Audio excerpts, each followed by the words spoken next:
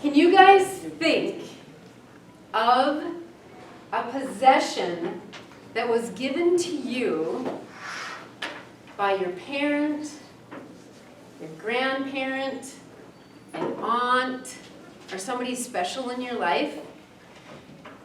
And this is going to be pretty interactive, and I'm not looking for, feedback all the time, but think of that and kind of store it in your brain here for a bit. So that's what I want you to think about. A possession that was given to you from a parent, an aunt, an uncle, a grandparent, somebody important that gave you something, and maybe it wasn't a possession, but maybe it was a skill or a talent, a recipe. Think of that while I'm talking today, all right? Maybe jot it down on a little piece of paper. Everyone has a story to tell. If you think you don't have a story to tell, you do. And that's why I want you to hear the reason why you need to know that you do have a story to tell. If we look in the Bible, it's told in the Gospels repeatedly about Jesus giving parables and telling us stories. Because if you look at the definition of parables, it can be often used as a story. A familiar object is illustrated, new or unfamiliar truths. That's what a definition can be. But in your Bibles, and most of us will have the index in our Bibles, is if you go look up parables, they usually will give a chart or a listing of all Jesus' parables. So write that down if you want to go do this later, just for an interesting type of study. But the parables, and his teaching parables, are many. I didn't even count them all. I'm just glancing here. There's probably close to 50. And what happens in those is that why did he tell the story? And we can find that answer out. Why did Jesus tell these parables? And it is listed actually in Matthew, Mark, and Luke. And it actually says why Jesus told the parables. So I just want to give those to you quickly. I don't remember if I got the exact scripture references, but I'm going to get you pretty close to it if you're interested. So in Matthew 13, 10 through 13, Mark 4, 1 through 9, and Luke 8, 9 through 10. So again, you know how the Gospels go, they're telling the same story. But here's what I want to, I'm just going to pick one of them. So I'm going to take Luke. And it says that Jesus, to his disciples, asked him, what is this parable meant? And he said, so Jesus said, the knowledge of the secret of the kingdom of God has been given to you. So he's saying, you guys know, you disciples, you know what it is. But to others, I speak in parables. So he needed to tell other people stories, parables. So that means why? Why do I need to tell the stories? Though they see, so they can see his examples, they may not see. Though they hear, they may not understand. So we are hearing right from Jesus that we can see it and we can hear it, but we may not get it. So why are there so many books and so many stories that are told? Because we all see things differently. We all hear and retain things differently. That is why there's a plethora of books for all of us to grab knowledge from. Okay, that's great. So then I have to be an author? Well, no. I have done that, and I'm going to share some of that with you and why I did that. But I want to talk to most of us will never be an author. So why do I have a story to tell? Who should I tell it to? Why should I keep it? Why should I do anything with it? My number one reason why is why I wrote my books.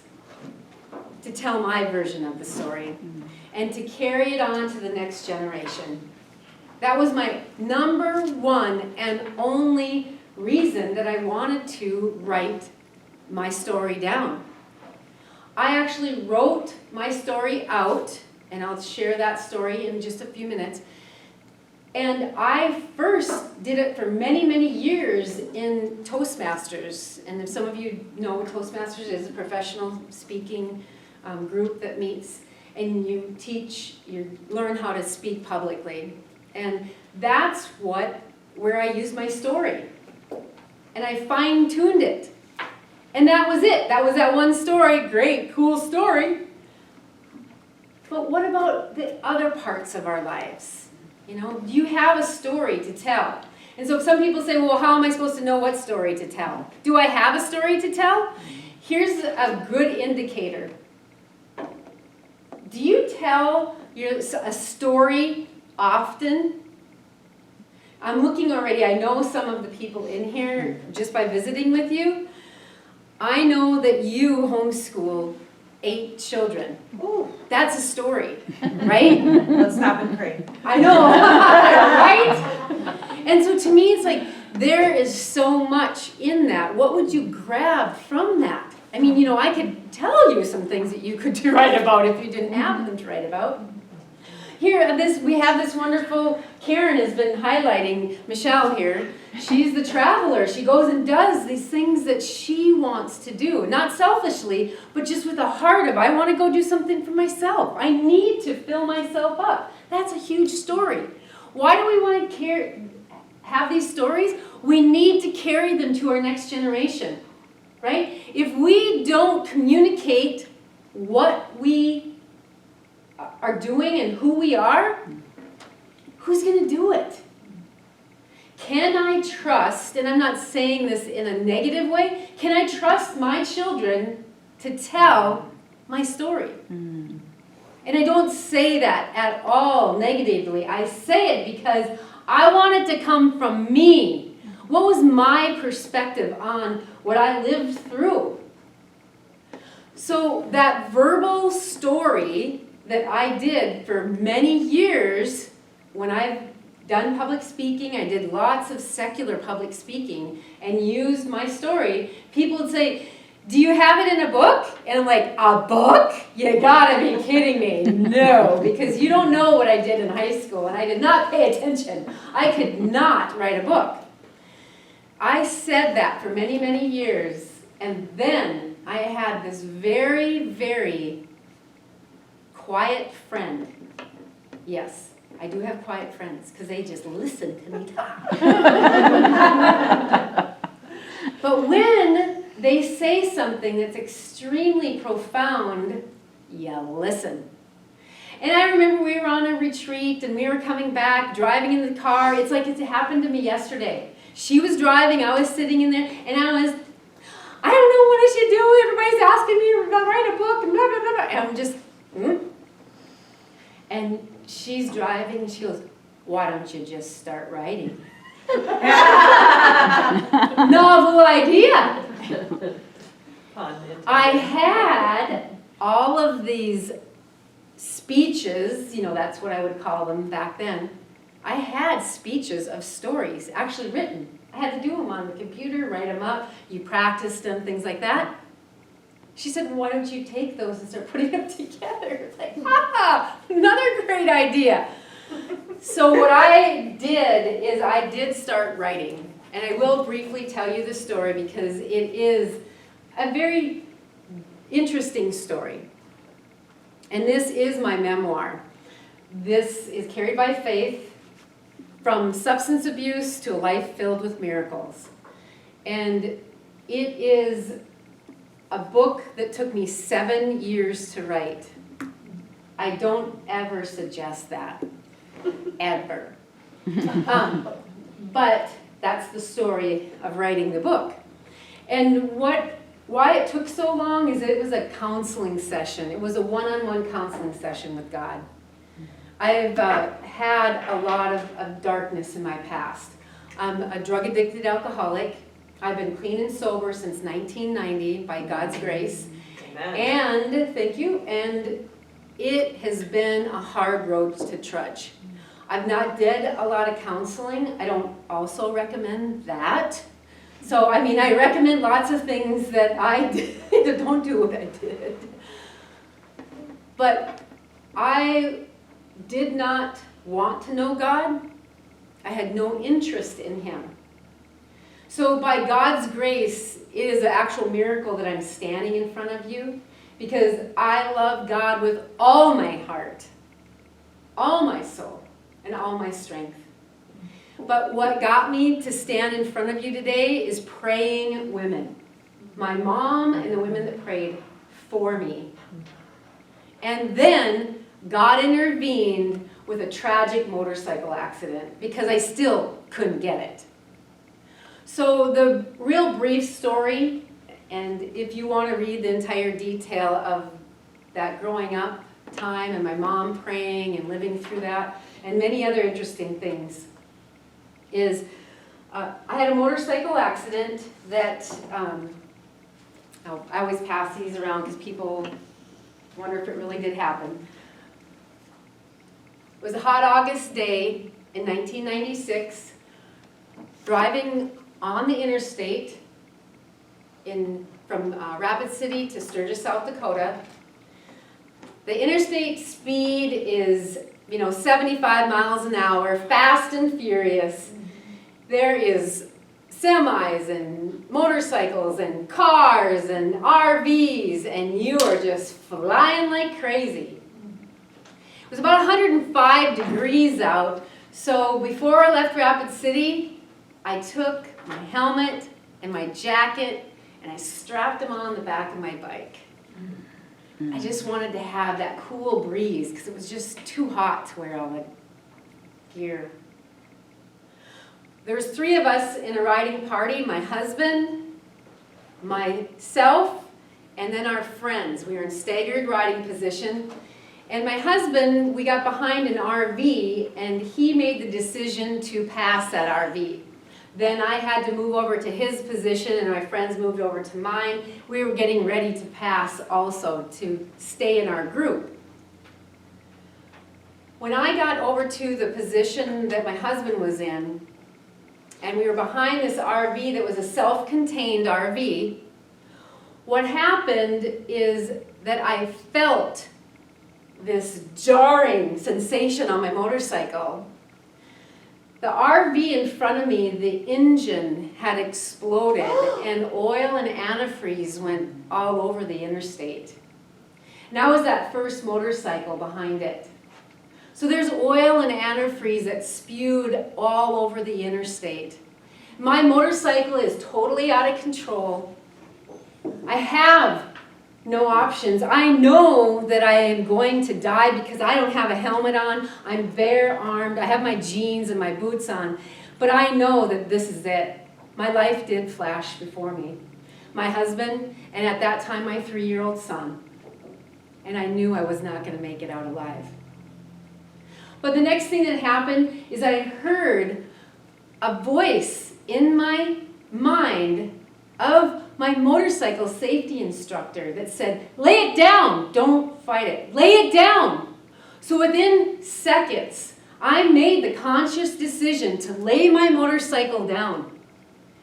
And I leaned over, and my motorcycle went in one direction. I actually stayed in the lane, and I got turned around, and now I'm facing oncoming traffic, and I am sliding down the interstate on my back, lifting my head up off of the pavement, and my legs are sprawled all over. I'm like a piece of spaghetti.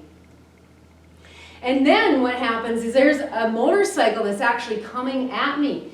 It already ejected its passengers. And this unmanned motorcycle is now laid down, the seat like this, the handlebars are over here, and I can see that those handlebars are coming like right for me. And my legs are all sprawled out, and so all I could do is pull my legs together as tight as I possibly could do, and took my boots and I aimed them for the seat of that unmanned motorcycle. And I made a connection, my boots with that seat, and it was like a bam! And it would deuce me into 2 somersaults, and I actually landed on my feet like a gymnast, a number 10. I did not fall. I stayed right there. It was very jarring. I remember that. And I landed. And I'm like, heaven looks like Sturgis. I could see the ditch and houses, and I'm thinking, I'm alive. I thought, I gotta be really hurt. I started looking at myself. I had a little scratch here, and I looked, a little scratch in my, hole in my jean. And other than that, there was absolutely nothing wrong with me. Nothing wrong with me. Off-duty EMTs came rushing towards me, made me sit down, started poking and prodding me and saying, "Are you okay?" And I'm like, "Yeah." Our friends, they were not the ones that got ejected. Another couple got ejected off of the motorcycle.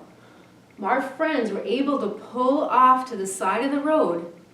They're the ones that have filled in all the blanks that I did not know. They're the ones that were coming over to me and saying, "Oh my God, we just seen what happened." Because I was rolling in the air. They're the ones that filled in this 2 somersaults, all these details. I actually drove away on that motorcycle.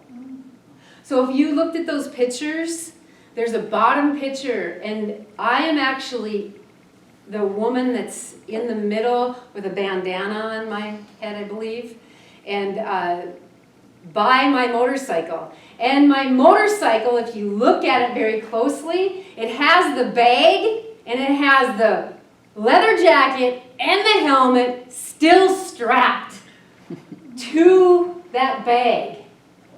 My motorcycle was just like me, unscathed. And guess what? I was praying that it never started, because I was not going to get on that thing and ever drive it again. It started. How did I get down to Sturgis? On that motorcycle. I had to get on, and I had to ride it. So what I always say about that story is I was lifted by a guardian angel that just came down and swooped me up and placed me on the side of the road. That's my belief. That's my story. I felt very unworthy of my whole life, the lifestyle that I lived. If many of you were listening yesterday to Chelsea Brown in the missions, been there, done that. The many, many things that she shared. I was unforgivable. I was dirty. I'd been told to my face by many people names that we can't talk about right now. So there was no way that I thought that I could be forgiven. That there was a God that would love me. I never was raised in church. I didn't know anything. I had no clue. But now it was like, why me? So I cried out to this God that I didn't even understand, I had no clue about. I'm like, why me, God? Why me? Why did you pick me? What am I supposed to do? I don't know. He's never answered that specific why me. But here I am.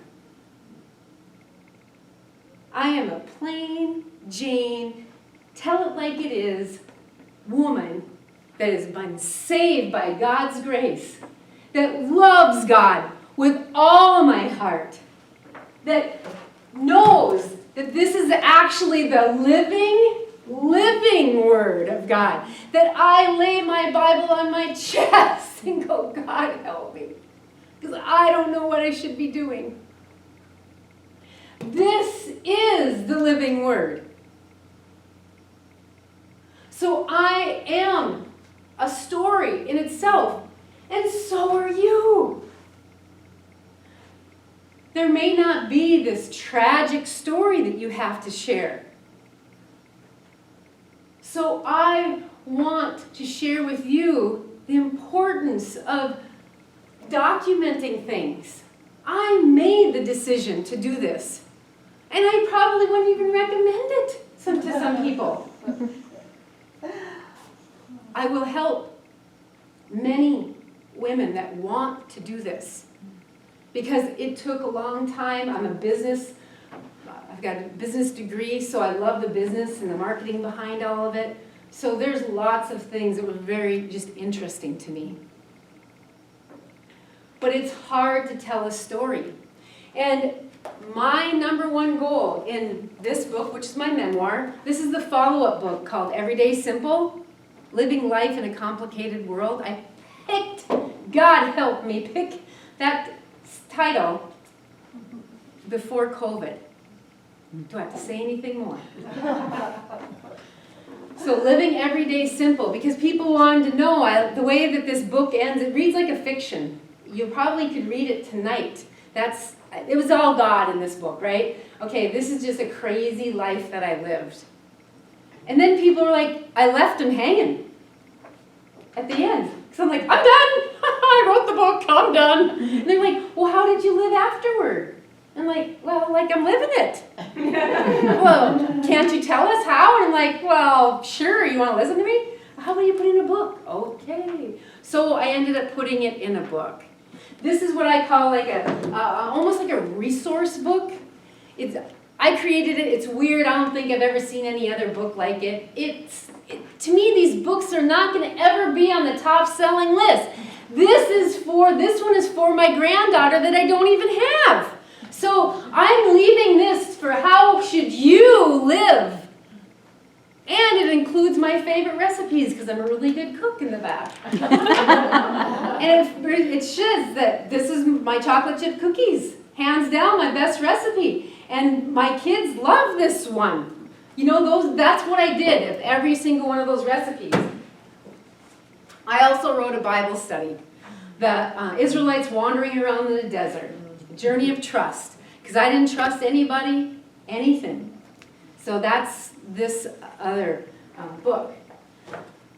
So then if you want to know how to do something like this, I'll tell you about that. But that's not the everyday people. So how do we tell our stories? The number one way is you can write it in a journal, okay? That's what we're going to do later. People want to do that, that's cool. I'll probably just tell a whole bunch more stories in there. We'll decorate. I don't decorate much. We'll use some markers. We'll do whatever. We'll have fun. But journaling is wonderful. However, there's many people that are, I ain't going to write that down. No way, because somebody's going to get it, use it against me. I've heard all kinds of things. So, what's the other way that you can tell a story?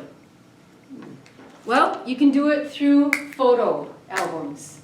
These are Shutterfly ones, you know, you've all different kinds of snapfish and, you know, whatever. Yeah. Okay. So you can do that. There's ways that you can tell stories through photo books. That is a wonderful way to do it. You can do it through genealogy. You can verbally or, in writing, write down what your family history is. There's so many different preset things that you can do. What are you leaving? What is your legacy? What are you going to leave so that somebody knows who you are? That next generation. And some of us don't have children, so I don't have to write anything about that. But you're making an impact on this world. I want to know. I can already tell. I've met with you and talked to you this morning. I can tell a story. I can tell a story about Karen and Wendy. I love people. I'll remember you. It's like this woman that just goes and travels and drives by herself, and yeah! I love that kind of stuff. Everybody has something to share and to give, and I love that. My mom.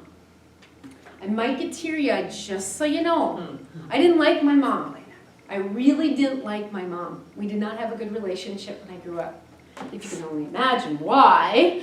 I was such a crazy teenager. But my mom has the beginning stages of dementia, and she's in a nursing home, and it's sad because she used to be very, very on top of everything, would know dates, birthdays, people's names, family members. She's all about this. This is what she did. So, most recently, they're both in the nursing home, and the decision was made that we have to go through their house and take care of it now. My mom always said, I have scrapbooks for all the grandchildren.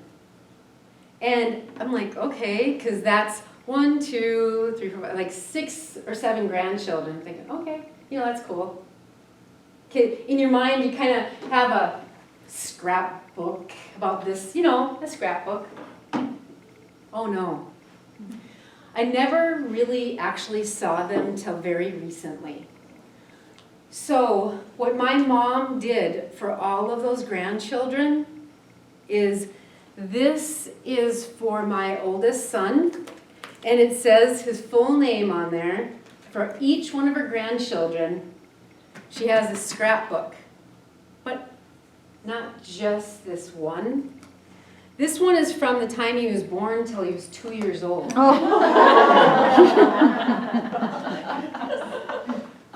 So what we discovered, I never seen these until a couple weeks ago.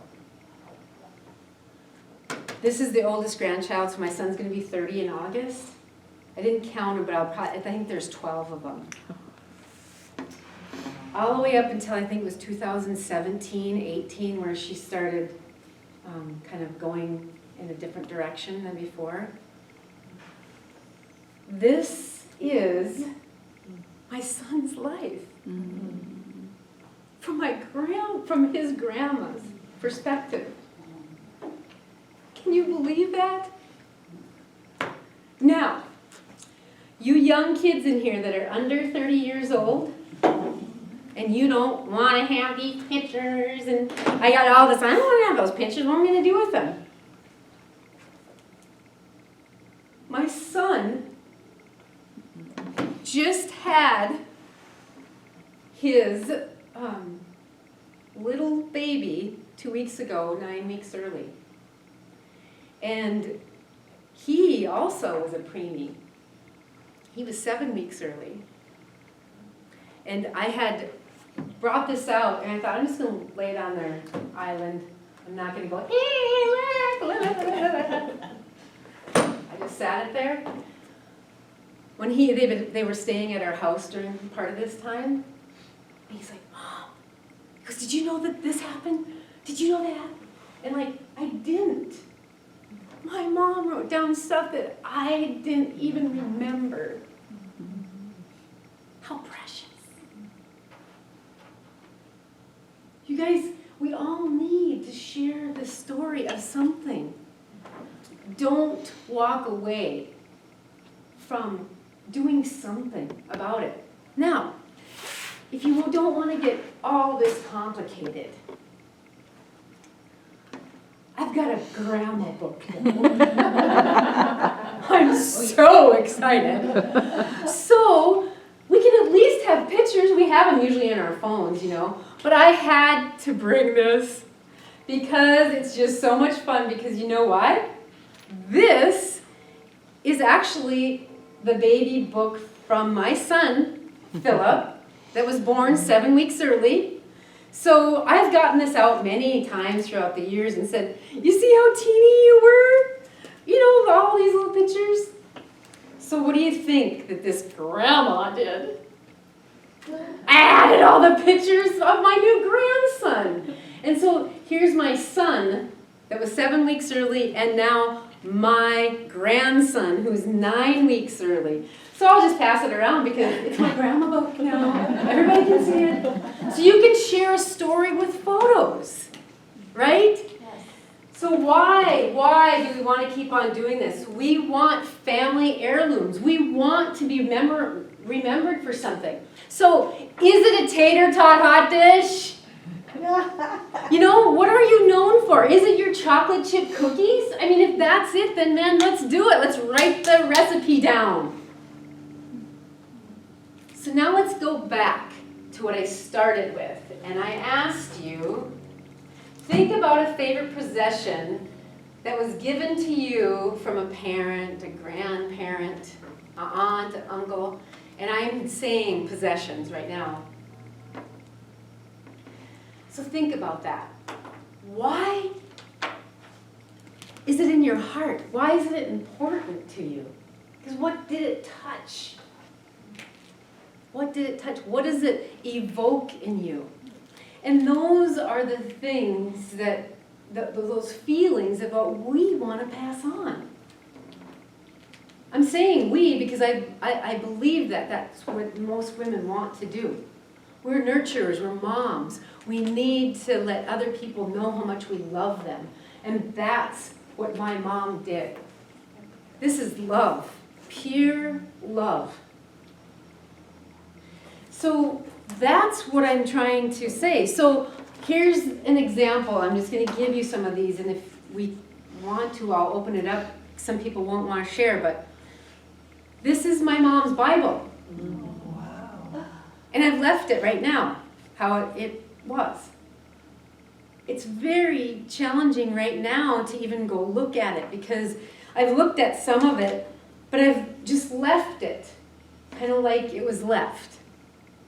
And so here it is from Easter Sunday. I don't know what year, but you know what I'm saying? It's just the stuff. There's a welcome card, you know, a bookmarker.